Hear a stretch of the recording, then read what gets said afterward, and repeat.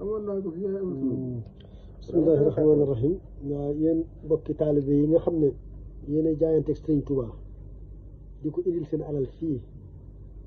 sous forme daayira wala ci geneen mbootaay gu mu mën a doon man la Abdul Akram Mbàkke yi suñ boroom dogal sëriñ bi di ma càmbarloo liggéey bii taalibe yi di fi indi léeg-léeg nag dama ci gis yu xaw a doy waar amoon na ci màggal gi répété wu waat na tey yéen a ngi gis enveloppe bii ma tiim daayira talaatay maam Cheikh Ibrahima Fall la tudd ndakaaru lañ jóge tey jii lañ fi ñëw le 25/12 mois 2021 ku ñuy wax Xaadim Caam moo ko jiite feuille blanche yii la dagg def ci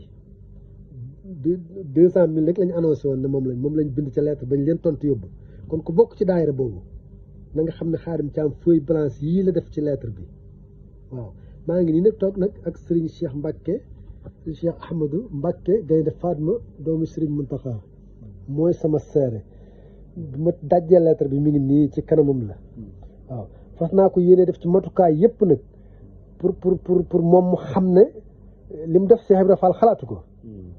kuy tuddoo Cheikh Ibra Fall te mu wér ci yow sax xalaatoo ko waaw li ci des it mboolem ku yor jëwriñ wala dara maam Cheikh Ibrahima Fall waaw mi ngi nii ñoom dañoo waxoon ne 200 000 lañ ci def feuille blanche yi la dagg taayee ko képp ko nii def ko ci wa rabbil kaabati barke Cheikhul Khadim benn dërëm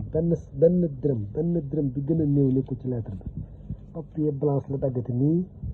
dem ko moom jot ma def ko ci xam naa bii la jàpp 100 000 jàpp bii 100 000 mi ngi nii dee leen jël numéro yi jawriñ yi